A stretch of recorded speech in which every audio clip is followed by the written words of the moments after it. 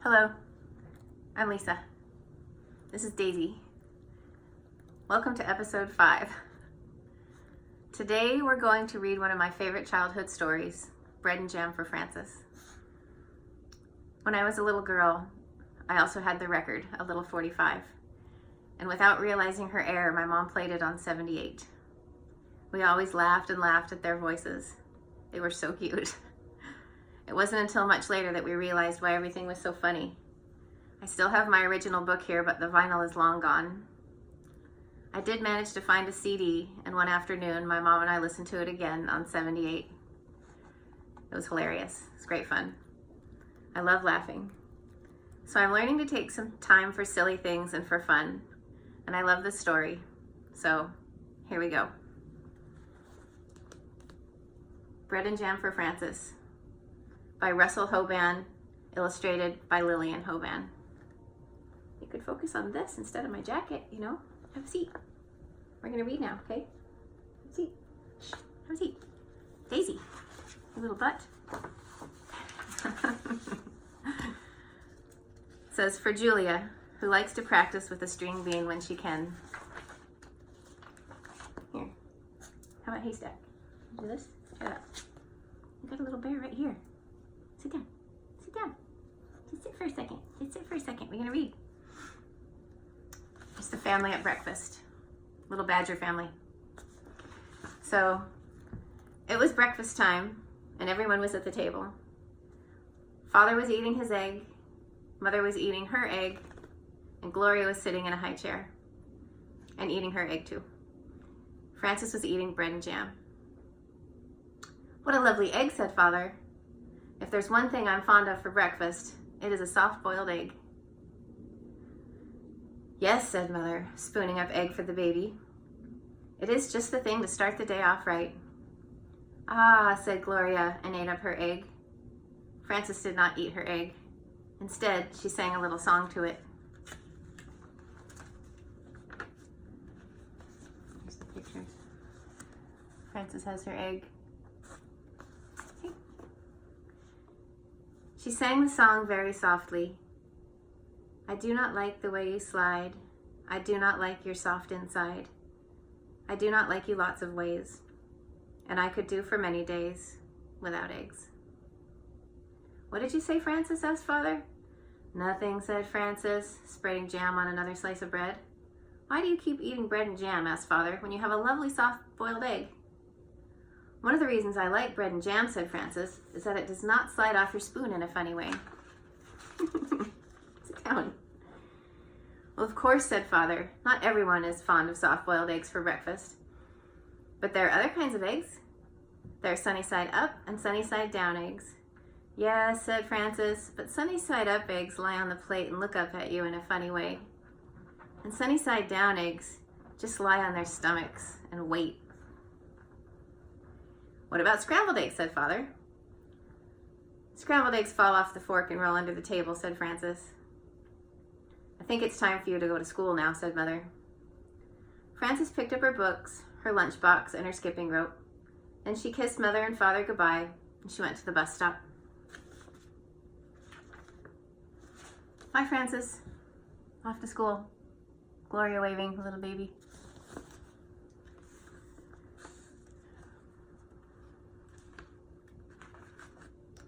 While she waited for the bus, she skipped and sang. Cute pictures. There's the bus. Jam on biscuits, jam on toast. Jam's the thing that I like most. Jam is sticky, jam is sweet. Jam is tasty, jam's a treat. Raspberry, strawberry, gooseberry. I'm very fond of jam. That evening for dinner, Mother cooked breaded veal cutlets with string beans and baked potatoes. Ah, said Father, what is there handsomer on a plate and tastier to eat than breaded veal cutlet? It is a nice dish, isn't it, said Mother. Eat up the string bean, Gloria. Oh, said Gloria, and ate it up. She'd already eaten her dinner of strained beef and sweet potatoes, but she liked to practice with a string bean when she could.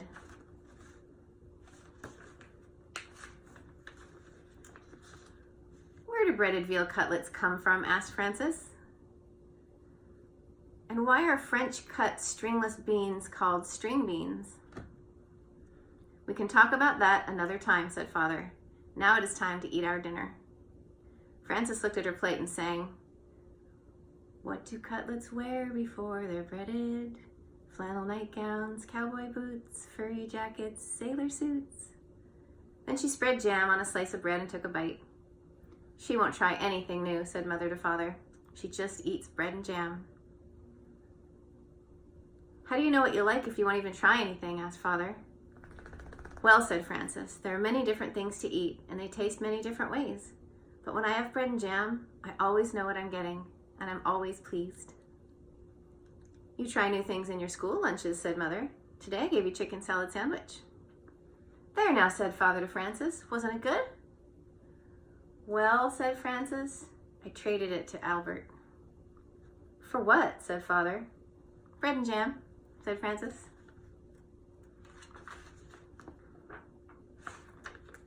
The next morning at breakfast, Father sat down and said, "Now I call that a pretty sight. Fresh orange juice and poached eggs on toast. There's a proper breakfast for you." "Thank you for saying so," said Mother. "Poached eggs do have a cheery look, I think." Frances began to sing a poached egg song. "Poached eggs on toast, why do you shiver with such a funny little quiver?" Then she sat down and saw that she did not have a poached egg. "I have no poached egg," said Frances. "I have nothing but orange juice." "I know," said Mother. "Why is that?" said Frances. "Everybody else has a poached egg. Even Gloria has a poached egg, and she's nothing but a baby." "But you do not like eggs," said Mother. "And that is why I did not poach one for you. Have some bread and jam if you're hungry." So Frances ate bread and jam and went to school. She looks a little surprised here. No egg.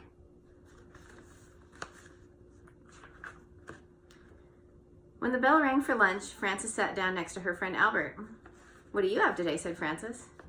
"I have a cream cheese, cucumber, and tomato sandwich on rye bread," said Albert, "and a pickle to go with it, and a hard-boiled egg, and a little cardboard shaker of salt to go with that, and a thermos bottle of milk, and a bunch of grapes, and a tangerine, and a cup of custard with a spoon to eat it with. What do you have?" Frances opened her lunch. "Bread and jam," she said, "and milk." "You're lucky," said Albert. "That's just what you like. You don't have to trade now." "That's right," said Frances, "and I had bread and jam for dinner last night and for breakfast this morning." "You certainly are lucky," said Albert. "Yes," said Frances, "I'm a very lucky girl, I guess, but I'll trade if you want to." "That's all right," said Albert. "I like cream cheese with cucumbers and tomatoes on rye." Albert has a pretty nice looking lunch here. Albert took 2 napkins from his lunchbox. He tucked one napkin under his chin. He spread the other one on his desk like a tablecloth. He arranged his lunch neatly on the napkin. With a spoon, he cracked the shell of the hard-boiled egg. He peeled away the shell and bit off the end of the egg. He sprinkled salt on the yolk and set the egg down again. He unscrewed his thermos bottle cup and filled it with milk. Then he was ready to eat his lunch. He took a bite of sandwich, a bite of pickle, a bite of hard-boiled egg, and a drink of milk. Then he sprinkled more salt on the egg and went around again. Albert made the sandwich, the pickle, the egg, and the milk come out even. He ate his bunch of grapes and his tangerine. Then he cleared away the crumpled up wax paper, the egg shell, and the tangerine peel. He set the cup custard in the middle of the napkin on his desk. He took his spoon and ate up all the custard. Then Albert folded his napkins and put them away. He put away his cardboard salt shaker and his spoon. He screwed the cup on top of his thermos bottle. He shut his lunchbox and put it back inside his desk. He sighed. "I like to have a good lunch," said Albert. Frances ate her bread and jam and drank her milk. Then she went out to the playground and skipped rope. She did not skip as fast as she had skipped in the morning, and she sang, "Jam in the morning, jam at noon, bread and jam by the light of the moon. Jam is very nice." She's skipping rope there. When Frances got home from school, Mother said, "I know you like to have a little snack when you get home from school, and I have one all ready for you." "Ooh, I do like snacks," said Frances, running into the kitchen. "Here it is," said Mother, "a glass of milk and some nice bread and jam for you." Aren't you worried that maybe I'll get sick and all my teeth will fall out from eating so much bread and jam? Asked Frances. I don't think that'll happen for quite a while, said Mother. So eat it all up and enjoy it. Frances ate up most of her bread and jam, but she did not eat all of it. After a snack, she went out to skip rope. And she was looking not quite as happy about the snack.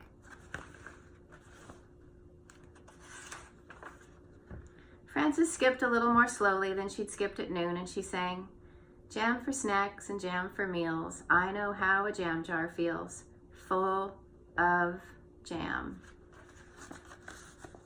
Not a happy skipper here. That evening for dinner, Mother cooked spaghetti and meatballs with tomato sauce. I'm glad to see there will be enough for second helping, said Father, because spaghetti and meatballs is one of my favorite dishes. Spaghetti and meatballs is a favorite with everybody, said Mother. Try a little spaghetti, Gloria. Said Gloria, and tried the spaghetti. Frances looked down at her plate and saw that there was no spaghetti and no meatballs on it. There was a slice of bread and a jar of jam. Frances began to cry. My goodness, said Mother, Frances is crying. What's the matter, said Father. Frances looked down at her plate. She sang a sad little song. She sang so softly that Mother and Father could scarcely hear her. What I am is tired of jam. There's Frances crying, big tears. I want spaghetti and meatballs, said Frances. May I have some, please? I had no idea you liked spaghetti and meatballs, said Mother. How do you know what I'll like if you won't even try me? Asked Frances, wiping her eyes. So Mother gave Frances spaghetti and meatballs, and she ate it all up. Be happy there. My favorite too. The next day when the bell rang for lunch, Albert said, what do you have today? Well, said Frances, laying a paper doily on her desk and setting a tiny vase of violets in the middle of it. Let me see. She arranged her lunch on the doily. Doily. My mom did the same thing for me. Super cute. Little flowers. The cutest little lunches. I have a thermos bottle with cream of tomato soup, she said, and a lobster salad sandwich on thin slices of white bread.